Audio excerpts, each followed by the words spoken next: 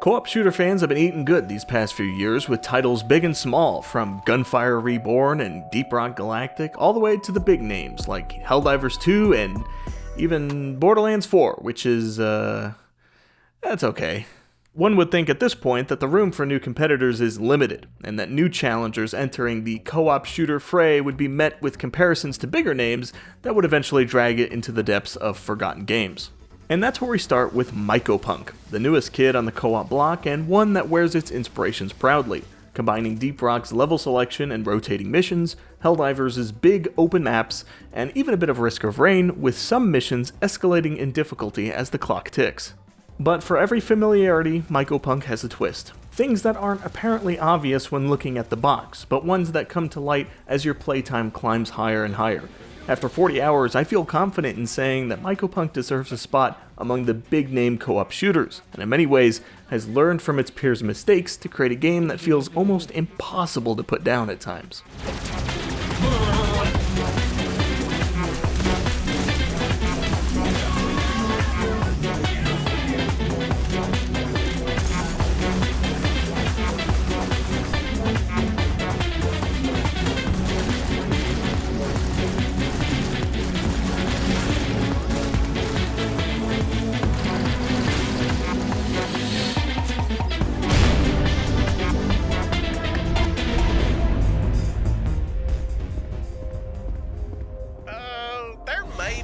Some debris from the ship you just destroyed coming your way.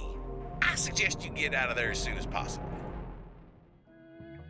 As mentioned, the surface level of Mycopunk tells a familiar story. Grab a class, guns, and maybe some friends, and jump into a mission. Objectives are also standard fare: laying cables, moving heavy objects, aligning giant railguns, and of course, cleaning house.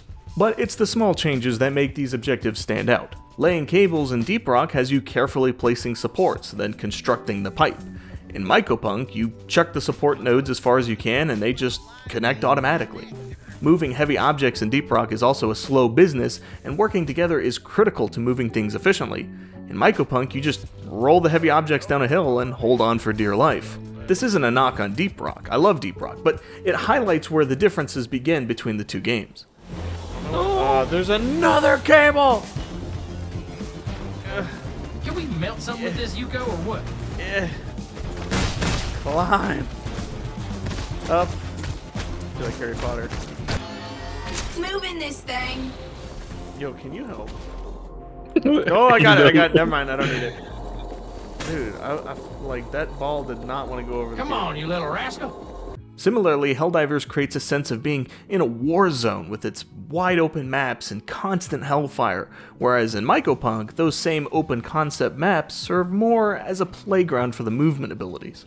Again, those similarities almost make Mycopunk look like a clone on the surface, but there are subtle differences that make it stand apart from the ideas that it shares. But don't worry, Mycopunk also has plenty of original ideas, and it's that originality that makes it so hard to step away from the game. At the forefront is the loot and abilities. There are currently 4 playable classes, or characters, in Mycopunk. Each have unique abilities, though most don't inherently deal damage. These abilities serve more of a utilitarian purpose, allowing the player to get around the map quicker. They start out slow, with long cooldowns and mediocre gains, but as you collect loot, things start to open up. Loot is a much bigger deal in Mycopunk than many of the co-op shooters, maybe outside of Borderlands. Each weapon and class has a hexagonal grid for slotting bonuses.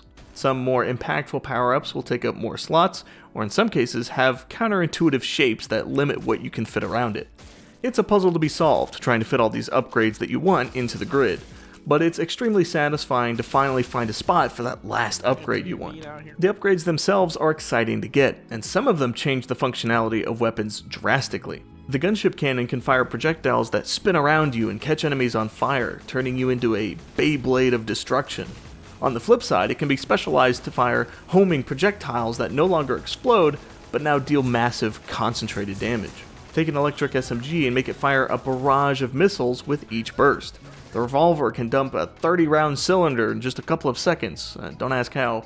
Those abilities that don't deal direct damage, well, now they can ignite enemies, shock them, or how about tossing a beehive once per grapple point?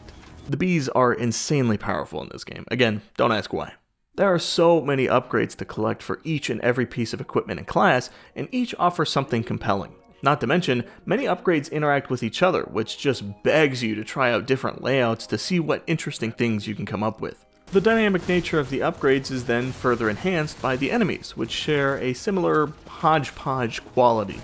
The enemies aren't aliens, robots, or anything resembling the human form. Instead, they're all space fungi, taking control of just about anything they can. Enemies have a glowing, centralized brain, for the lack of a better term. Destroy the brain and that enemy is done. However, the fungi can also attach and pick up fungus limbs and weapons. Destroying the core of one enemy without breaking the limbs leaves all the weapons that enemy had up for grabs for any other fungus looking to take you and your robotic friends out. This isn't a big deal when things are relatively quiet, but as the swarm snowballs into a bigger and bigger coagulation of fungi, it becomes a priority to target certain particularly devastating weapons they have.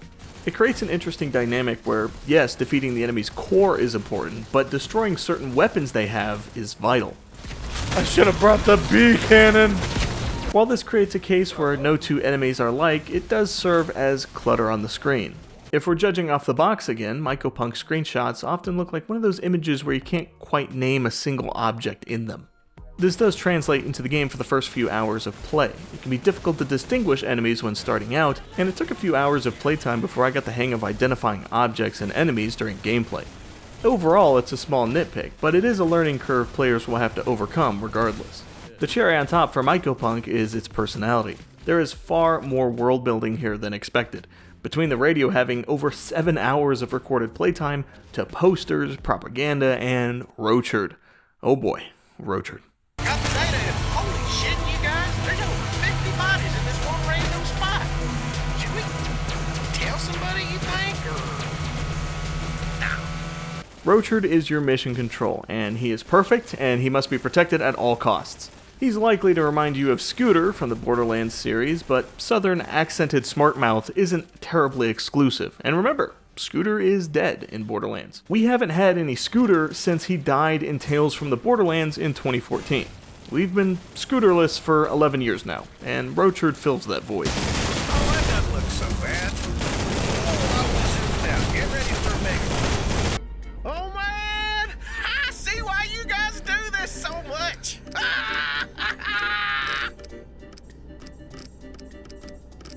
Someone should really do something about all this rust.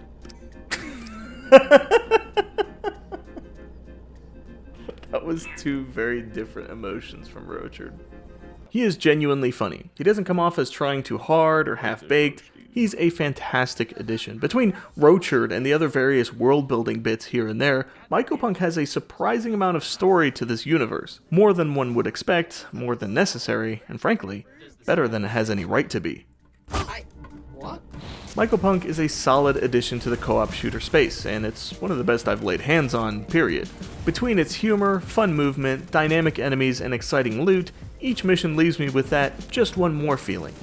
It's incredible, and if you have any interest in first-person co-op shooters, this is a must-play.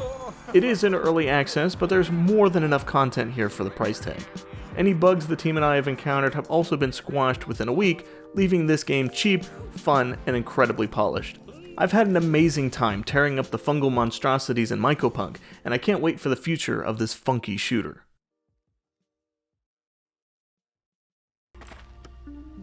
Yeah, I need freaking Yuko, dude.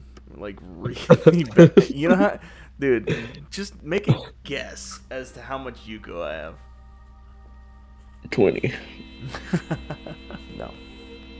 Less? Yes. 5. Less. 2? Less.